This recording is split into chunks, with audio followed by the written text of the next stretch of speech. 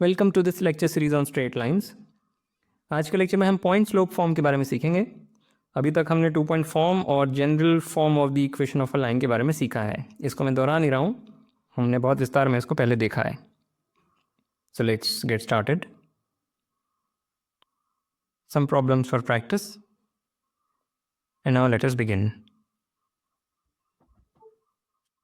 सो point slope form क्या है? हमारे पास एक पॉइंट है R2 में और हमें एक स्लोप दे दिया गया है। Slope can be infinity also. तो वो लाइन की इक्वेशन बतानी है जो इस पॉइंट से पास करे और जिसका स्लोप m हो। ऐसी एक ही लाइन होगी, एग्जैक्टली एक लाइन होगी जो एक गिवन पॉइंट से पास कर रही है और जिसका स्लोप m है। फिगर मैंने यहाँ बनाया हुआ है। अगर स्लोप मान लीजिए कुछ दे दिया, व्हाटएवर थीटा एंगल दे दिया एक्स एक्सिस से, तो there is a unique line that passes through this point and has a given angle with the positive direction of the x axis.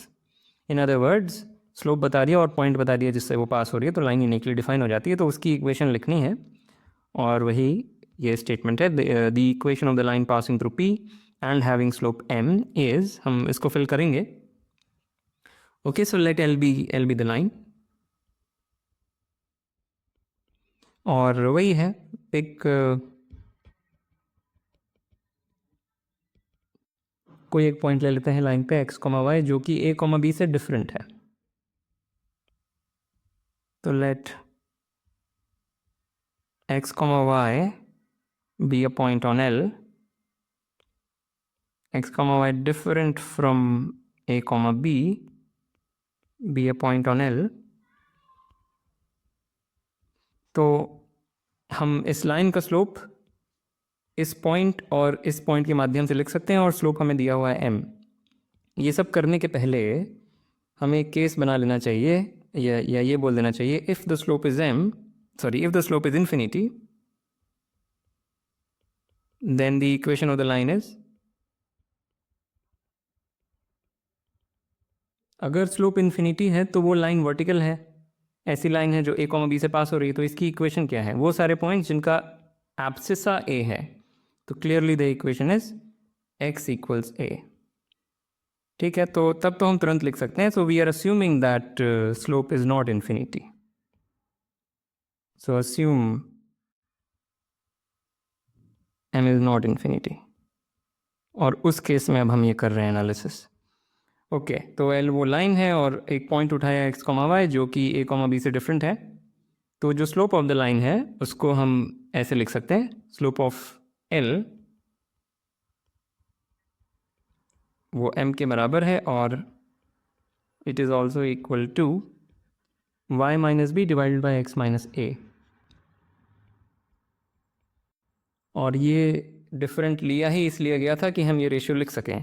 अगर x, y a, b के बराबर ले ले तो ये रेशियो मीनिंगलेस हो जाता, क्योंकि ये 0/0 हो जाता। Okay, so we have this equation which gives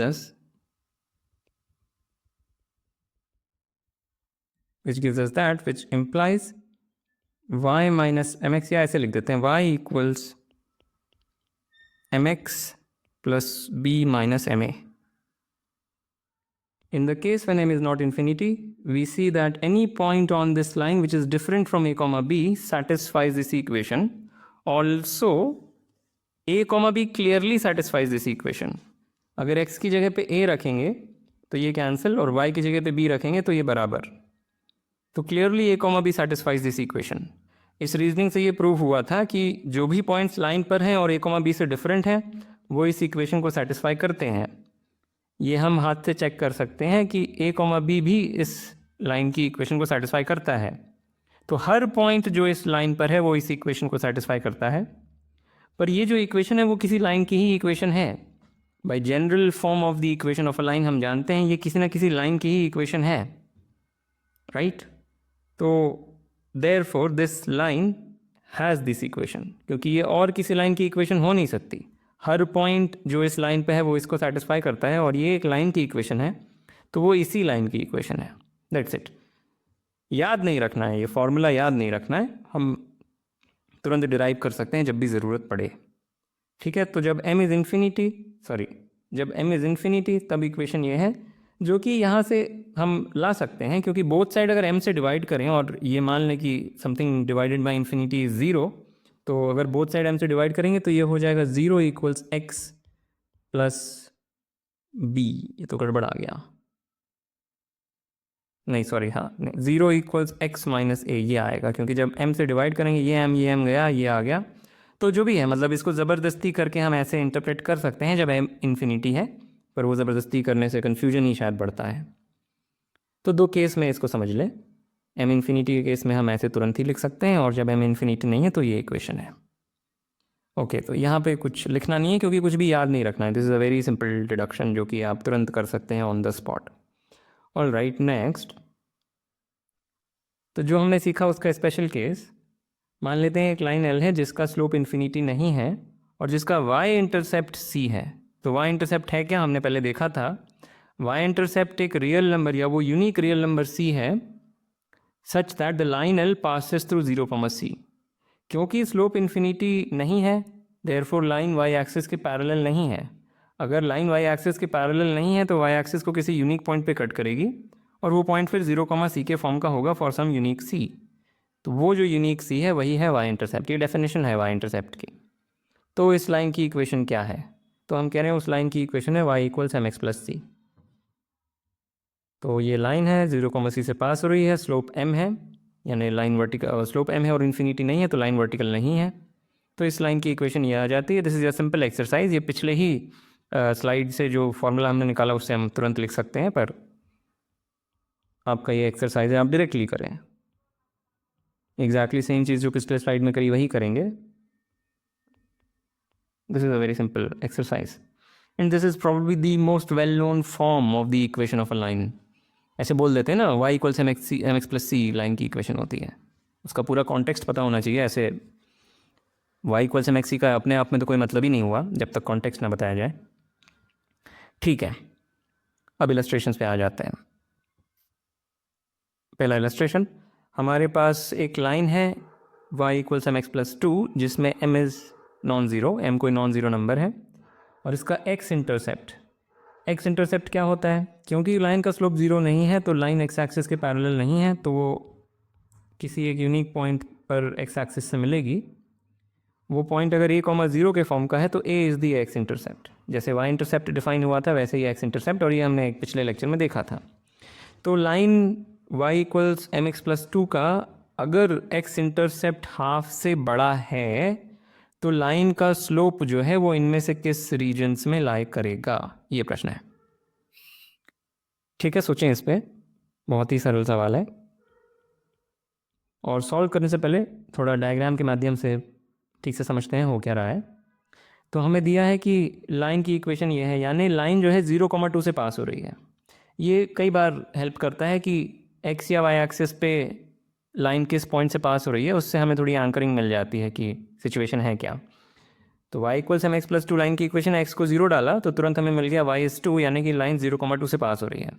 तो इस पॉइंट से पास होने वाली लाइन जिसका स्लोप m है, एग्जैक्टली उसी लाइन की बात हो रही है। What is this line, this line is the line जो 0, 2 से पास हो रही है और जिसका स्लोप m है, m is some non zero number.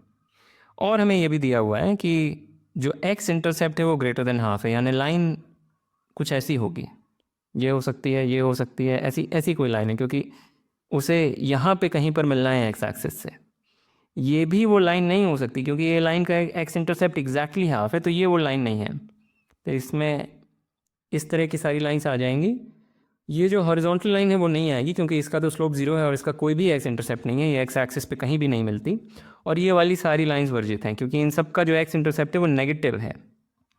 तो एग्जैक्टली कौन सी लाइन से जिनकी बात हो रही है, वो ये वाली सारी लाइंस जो इस रीजन में है। ये मैं रेज बना रहा हूँ पर ये वास्तव में लाइंस हैं, दोनों साइड एक्सटेंड होती हैं लाइंस। ठीक है, तो ज्योमेट्रिक पिक्चर हमारे पास है, अब हम इसको अलजेब्राइकली करने वाले हैं। तो what is the so the x intercept of this thing is, कैसे निकालेंगे, x इंटरसेप्ट निकालना है यानी y को 0 रखना।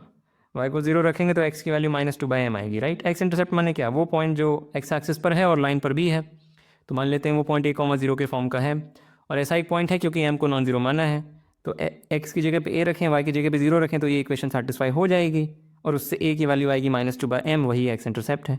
तो x इंटरसेप्ट इज -2/m और ये ग्रेटर देन हाफ होना चाहिए। So by the given condition we have -2/m is greater than half, which gives us,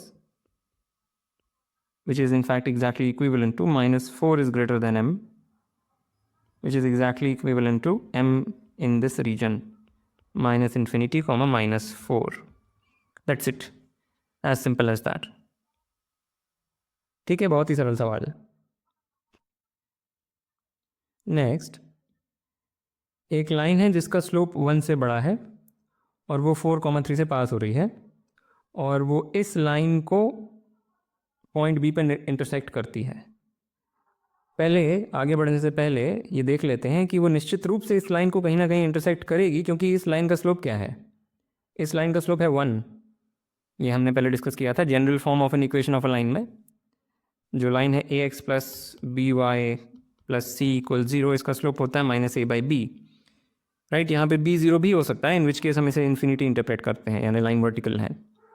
ठीक है, तो इस लाइन का स्लोप कौन है वो कैसे भी आप देख सकते हैं। तो अगर कोई लाइन है जिसका स्लोप 1 से बड़ा है तो वो इसके पैरेलल नहीं है, और अगर इसके पैरेलल नहीं है तो इसे एग्जैक्टली एक पॉइंट पे वो कट करेगी। ठीक है, और उस पॉइंट को भी बोल दिया गया है। ये रहा 4,3 और ये है लाइन जो यहाँ लिखी हुई है। एक बार मैं इस पॉइंट से पास होने वाली उस लाइन को ड्रॉ कर देता हूँ जिसका स्लोप 1 है, यानी जो इसके पैरेलल है। ठीक है, ये वो लाइन है। और हाँ, वर्टिकल लाइन को भी एक बार ड्रॉ कर देता हूँ जो 4,3 से पास हो रही है। ठीक है, तो कौन सी लाइन्स हैं जो अभी तक हमारी कंसिडरेशन में है इस लाइन के तहत, इस मतलब इस पंक्ति के तहत? ये लाइन हो सकती है, ये हो सकती है, ये हो सकती है। ये सारी वो लाइन्स हैं जिनकी स्लोप 1 से बड़ी है, राइट। ये वर्टिकल लाइन भी हो सकती है, इसका भी स्लोप 1 से बड़ा है, इन्फिनिटी इज ग्रेटर देन 1, पर वो ये लाइन नहीं हो सकती। अगर ऐसी कोई लाइन लेंगे, इन सबका स्लोप नेगेटिव है। जैसे ही इस वर्टिकल लाइन के बियॉन्ड आ गए, यहाँ से शुरू किया, वेल ये तो अलाउड नहीं है क्योंकि ये तो कहीं कट ही नहीं करेगी हमारी इस गिवन लाइन को, ये अलाउड नहीं है। पर इसको जैसे जैसे रोटेट किया तब तक ठीक है, सब कुछ ठीक है। वर्टिकल हुआ तब भी सब कुछ ठीक है, पर जैसे ही वर्टिकल के बियॉन्ड गए स्लोप नेगेटिव होना शुरू हो गया, तो वो अलाउड नहीं है। ये वाली जितनी भी लाइन है सब अलाउड नहीं है। ठीक है, ये हॉरिजॉन्टल तक आते आते these are not allowed. Horizontal line का स्लोप ग्रेटर देन 1 नहीं है, ये भी नहीं अलाउड है। इन सबका भी स्लोप 1 से छोटा ही है, हमें तो स्लोप 1 से बड़ा चाहिए। ठीक है, तो बेसिकली अगर आप थोड़ा सोचेंगे दिख जाएगा कि ये वो सारी लाइन्स हैं जो इस कोनिकल रीजन में लाई कर रही हैं। ये सारी लाइन्स बेसिकली वो एक कोन बनाएंगी। ठीक है, ठीक से ड्रॉ नहीं कर सकता मैं, ओके। और length of A B is √29/3। तो बी जो पॉइंट है वो कुछ ऐसा है कि ये डिस्टेंस √29/3 है। तो पूछा गया है बी और किस, मतलब इनमें से किस लाइन पर लाई करता है। बी यूनिकली डिफाइन हो जाएगा, वो हम देखेंगे। There is only one B which will do this, वो ज्योमेट्रिकली भी दिखना चाहिए। तो मान लेते हैं ये हमारी लाइन है जिसका स्लोप 1 से बड़ा है, और ठीक है, ये वो लाइन है जिसका स्लोप 1 से बड़ा है, जो गिवन लाइन को पॉइंट बी पर मिलती है, और ये distance is √29/3। Alright, point B हम अगर निकाल लें पॉइंट बी के कोऑर्डिनेट्स, तो फिर हम ये चेक कर सकते हैं इनमें से कौन सी लाइन पर वो लाई कर रहा है। So here is the solution और प्रूफ, वॉट एवर सॉल्यूशन। तो let the line have slope m, slope was greater than 1, उसको मैंने m बोल दिया। तो क्या इक्वेशन होगी इस लाइन की? एक केस है कि लाइन वर्टिकल ही हो सकती है, क्या पता, may be this vertical line satisfies the point criterion की ये जो पॉइंट मिलेगा ये डिस्टेंस इज √29/3, हो सकता है ऐसा आ जाए। मेरा गैस है ऐसा नहीं होगा, आप सॉल्व करके देख सकते हैं। ये वर्टिकल लाइन इसको जहाँ मिलती है और ये डिस्टेंस आप निकाल लें, मेरे ख्याल से √29/3 नहीं आएगा वो। तो मैं मान के चल रहा हूँ ये एक रियल नंबर, ये इन्फिनिटी नहीं है। ठीक है, जबकि मुझे चेक करना चाहिए प्रॉपरली, अगर सोल्यूशन लिखना है तो वो चेक करना चाहिए। But anyway, so what is the equation of the line? The equation of the line is y minus 3 divided by x minus 4, या मैं ऐसे नहीं लिखता हूँ, I'll write. So the equation of L is y minus 3 equals m times x minus 4. ये equation है, ये हमने देखा था. This is the point slope form. मुझे याद रह गया, पर ऐसे कुछ याद रखने की ज़रूरत नहीं थी, इसको आप तुरंत डिराइव कर सकते थे. ये इक्वेशन है. So this is same as y minus mx minus equals to 3 minus 4m. This is the equation of the line. और अब ये लाइन इसको किस पॉइंट पर मीट करेगी? साइमल्टेनियसली सॉल्व करके मिल जाएगा. So the point B, so let the point B be equal to, let's call this maybe a comma b. A comma b नहीं बोलते हैं, maybe let's call this p comma q. Yeah, maybe alpha comma beta is better. I don't know which is better. Let's call this alpha comma beta. So then जो point alpha comma beta है वो इस line पर भी है, orange वाली line पर, और इस लाइन पर भी है. So then beta minus m alpha equals 3 minus 4m and alpha minus beta equals 2. Right? Alpha minus beta equals 2. तो अगर इसको ऐड करें तो हमें मिलेगा alpha into 1 minus m is 5 minus 4m, which gives alpha is upon 1 minus m. और ये well defined है क्योंकि m is not equal to 1, m is greater than 1. and what is beta? Beta यहाँ से फिर आ जाएगा. beta is alpha minus 2, which implies beta is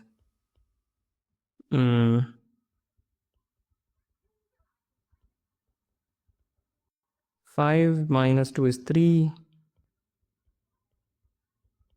And this is beta. Right?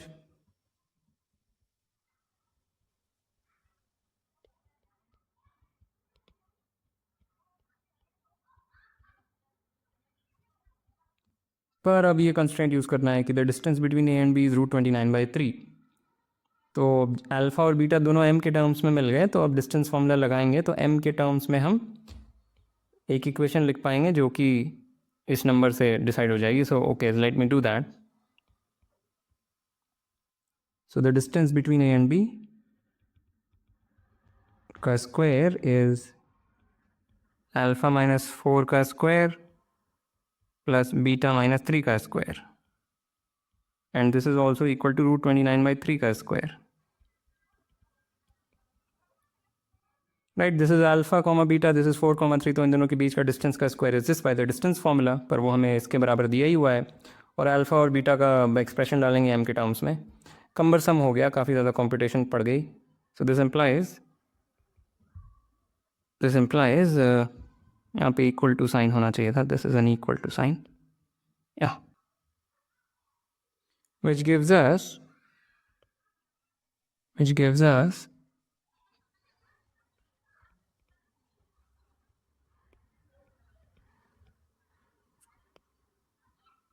this is equal to 29/9. कुछ नहीं किया है, alpha का expression रख दिया और बीटा का एक्सप्रेशन रख दिया. Okay, so I hope this is all fine. 29/√29/3 तो था, हाँ ठीक है. So the first thing is 1 upon 1 minus m, and the second thing is m upon 1 minus m. All right, so that gives us, cross multiply किया कुछ नहीं, which implies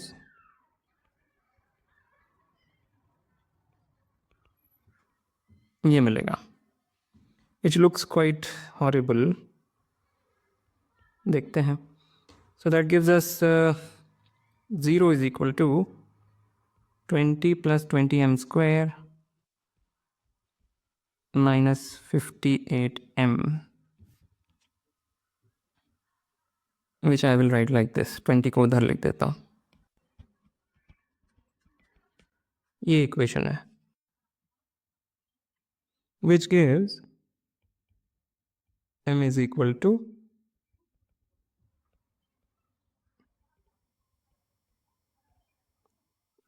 this by the quadratic formula. Well m की यहाँ से दो values आती हुई दिख रही हैं, पर हमें m को 1 से बड़ा रखना है। क्वेश्चन में दिया ही हुआ था कि m is greater than 1। Geometrically एक बार देख लेते हैं। जैसे जैसे मान लेते हैं हमने वर्टिकल लाइन से शुरू किया, ये कुछ डिस्टेंस आएगी विच मेरे ख्याल से will be much lesser than this number. फिर जैसे जैसे स्लोप हम कम करेंगे और 1 की तरफ जा रहे होंगे, ये डिस्टेंस बढ़ रही होगी। जो a और b की डिस्टेंस है ये बढ़ती जाएगी जैसे जैसे ये लाइन हम क्लॉकवाइज रोटेट करते जा रहे हैं। एक पॉइंट पर आकर के वो √29/3 हो जाएगी। और एक ही पॉइंट पर, ऐसा नहीं हो सकता कि ऐसे दो वैल्यूज़ आ जाएंगी इस रीजन में। जैसे जैसे लाइन को हम इस रीजन में रोटेट करेंगे, एग्जैक्टली एक बार ऐसा होगा जब वो √29/3 होगी, क्योंकि ये डिस्टेंस इंक्रीज हो रही है। पर अगर इसके बियॉन्ड रोटेट करना शुरू कर दिया, तो जब ये इंटरसेक्शंस आने लगेंगे तो यहाँ से भी एक सोल्यूशन आएगा। जब स्लोप बहुत ज़्यादा 1 के करीब है पर 1 से छोटा है, तो बहुत ये बड़ी डिस्टेंस आएगी। पर फिर भी जैसे जैसे रोटेट करते जा रहे हैं वो डिस्टेंस कम होती जाएगी और फिर एक पॉइंट पर आकर के √29/3 हो जाएगी। तो दो सोल्यूशंस आएंगे, पर उसमें से एक ही सोल्यूशन है जो इस रेंज में होगा, जो स्लोप ग्रेटर देन 1 वाले रेंज में होगा। ठीक है, so that is the geometric and connection between the algebra and the geometry. So what is this? This is equal to 58 plus minus, तो मैंने कुछ नहीं किया, इस चीज़ को मैंने स्क्वायर ऑफ 40 लिख दिया क्योंकि वो उसी के बराबर है। And this is equal to 58 minus 40 into 58 plus 40 का स्क्वायर रूट। अब जगह कम है तो मैं यहीं पे खेल कर देता हूँ, या चलो इतनी भी कोई कम नहीं है। 58 plus minus, this is 18 into 98 का square root, which is equal to 50 plus minus, this is nothing but twice of 3 into 7, so that is 42. This upon 40, इससे दो वैल्यूज आई, एक तो आई 100 अपॉन 40 और एक कुछ 1 से छोटी आई, the other value that is sum 16 upon 40, वो 1 से छोटा है, तो उसमें हम इंटरेस्टेड नहीं है। तो हमारा आंसर है 10/40। सो m इज़ 10/40। ये पूरी बात का कंक्लूजन आया, m is 10/40 which is 5/2। Right, m आ गया तो अल्फा और बीटा आ गए, m आ गया तो अल्फा और बीटा आ गए, अल्फा और बीटा आ गए तो पॉइंट b आ गया, तो अब आप चेक कर सकते हैं इनमें से किस लाइन पर पॉइंट b लाई कर रहा है। वो कॉम्पिटिशन मैं नहीं कर रहा। Okay, so that solves this question. All right, third illustration. एक लाइन है जो 2,2 से पास हो रही है और एक ट्राइंगल कट कर रही है जिसका एरिया 9 स्क्वायर यूनिट्स है इन द फर्स्ट क्वाड्रेंट। तो फर्स्ट क्वाड्रेंट में बहुत सारी ऐसे ट्राइंगल्स हम काट सकते हैं अगर इसके थ्रू लाइन पास कराएं। अगर ऐसी लाइन पास करा देंगे तो फर्स्ट क्वाड्रेंट में कुछ ट्राइंगल नहीं कट हुआ, पर अगर ऐसी लाइन पास कराएंगे इस टाइप की, तो फर्स्ट क्वाड्रेंट में एक ट्राइंगल कट होगा। ठीक है, पूछा गया है sum of all possible values of the slope of such a line. तो अगर लाइन हम ऐसी रखें जो हॉरिजॉन्टल से जस्ट थोड़ा सा क्लॉकवाइज रोटेटेड है, स्लोप नेगेटिव है पर हॉरिजॉन्टल नहीं है एग्जैक्टली, ठीक है, ऐसा अगर है तो बहुत बड़े एरिया का ट्रायंगल कट हो जाएगा। ये जो ट्रायंगल बनेगा ये क्योंकि बहुत आगे जाके मीट कर रही है एक्स एक्सिस को ये लाइन, तो ये बहुत बड़ा एरिया होगा। अब जैसे जैसे इसको क्लॉकवाइज और रोटेट कर रहे हैं एरिया कम हो रहा है और इंट्यूटिवली समझ में आना चाहिए मिनिमम एरिया तब होगा जब ये बिल्कुल सिमेट्रिक सिचुएशन होगी। ये जब लाइन ऐसी बनेगी उस केस में आप इवेल्युएट कर लीजिए, ज्योमेट्री से ही आप देख सकते हैं उस केस में एरिया क्या आएगा, और वो एरिया 9 से कम आएगा, वो आप देख सकते हैं। तो क्या हो रहा है कि मान लें हमने यहाँ से शुरू किया, जब बहुत बड़ा एरिया है फिर क्लॉकवाइज रोटेट कर रहे हैं, कम होते होते जब यहाँ पे पहुँचेंगे तो 9 से कम हुआ, यानी एक पॉइंट ऐसा आया होगा इधर जब वो एग्जैक्टली 9 रहा होगा, तो वो तो एक बार 9 यहाँ से आएगा। पर इसको अगर यहाँ से फर्दर क्लॉकवाइज रोटेट करते गए तो फिर ये एरिया फिर से बढ़ने लगेगा और एक पॉइंट पे 9 पहुँचेगा और फिर 9 के बियॉन्ड चला जाएगा और बहुत बड़ा होता रहेगा। ठीक है, ऑल राइट। तो दो वैल्यूज़ आनी चाहिए, ये ज्योमेट्रिकली दिख रहा है, और नेगेटिव स्लोप के लिए आएंगी। पॉजिटिव स्लोप के लिए कोई भी ट्राइंगल कट ही नहीं होगा। अगर हम पॉजिटिव स्लोप वाली लाइन बनाएं, यानी ऐसी लाइन जो इस तरह की है, वो कोई फर्स्ट क्वाड्रेंट में ट्राइंगल नहीं कट कर रही हैं, वो दूसरे क्वाड्रेंट में कर रही हैं। तो we are interested in lines of negative slope passing through this point, right? Okay, so let m be the slope of the line.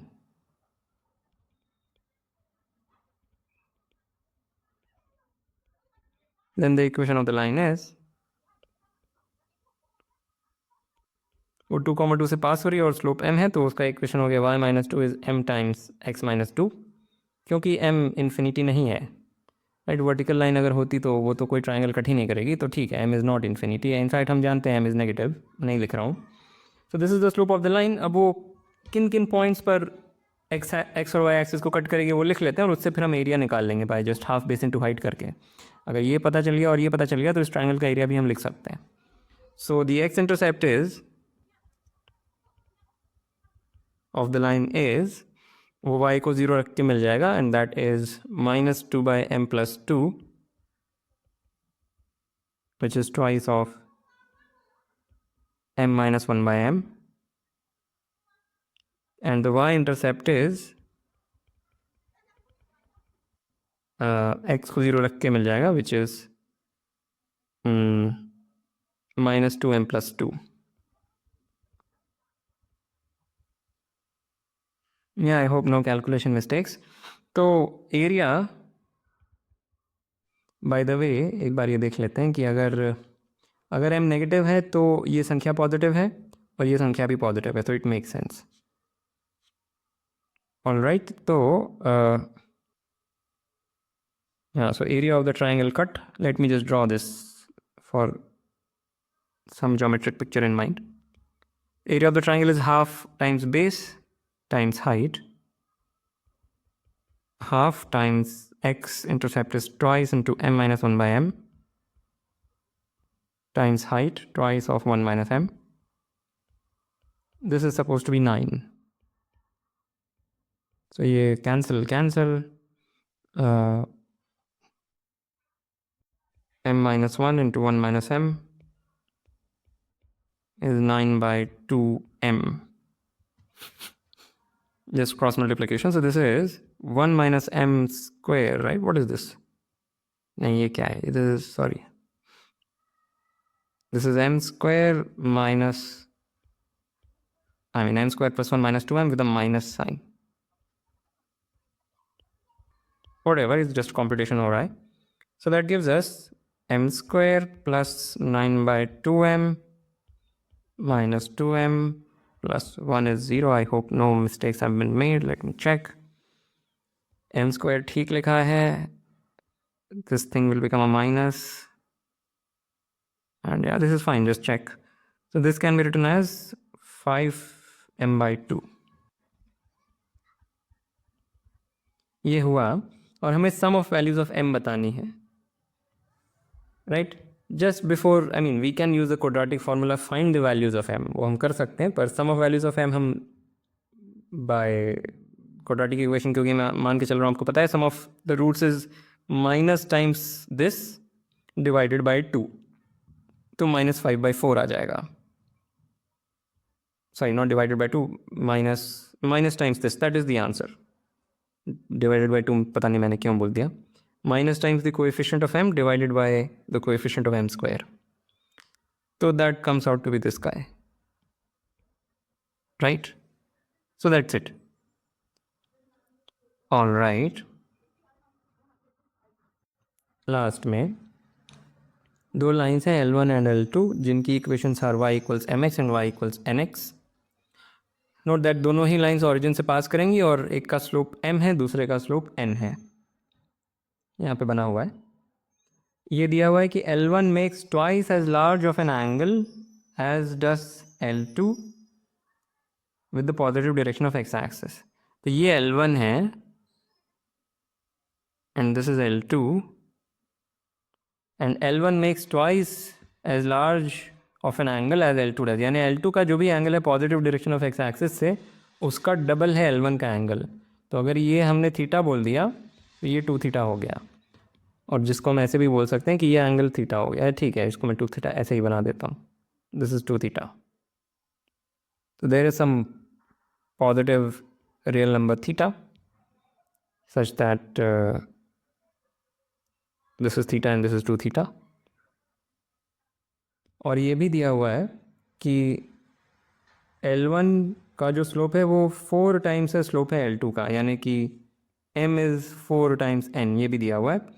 तो अगर m इज़ नॉन ज़ीरो तो mn की वैल्यू बतानी है. तो बस जो भी डेटा दिया है उसको यूज़ करना है, कुछ नहीं है, एकदम ट्रिवियल सवाल है. तो 4 times of the slope of L2 is the slope of L1, ये हमें गिवन है. और what is n? n is tan of theta. So 4 times tan theta is m. m is tan 2 theta, right? m is tan 2 theta. बस अब थोड़ी सी trigonometry. tan 2 theta is 2 tan theta divided by 1 plus, और शायद 1 minus tan square by theta होना चाहिए, 1 minus tan square theta, यही होता है. या just 1 second, हाँ this is fine. So now you get, ये तो क्यूबिक बन जाएगी. I don't want to make a cubic. हे भगवान, ये क्यूबिक नहीं, तो tan थीटा को कैंसिल कर सकते हैं एक्चुअली, क्योंकि हमें दिया ये ज़ीरो नहीं है. This thing is non zero. Slope of L1 is 4 times the slope of L2 and the slope is non zero, तो हम tan थीटा को कैंसिल कर सकते हैं. अगर m ज़ीरो हो जाता, अगर m ज़ीरो हो जाता तो n भी ज़ीरो हो जाता, m और n दोनों ही ज़ीरो हो जाते बिकॉज ऑफ दिस क्लॉज, यानी कि tan थीटा ज़ीरो हो जाता है, पर वो नहीं है तो हम कैंसिल कर सकते हैं. So we cancel out tan theta to get 2 is equal to 1 upon 1 minus tan square theta. So इससे हमें मिला कि 2 minus 2 tan square theta is 1, which implies this is tan theta, which is equal to which is equal to n, and which gives us 4 times, this is m, and therefore m times n is 4 upon 2, which is 2. As simple as that.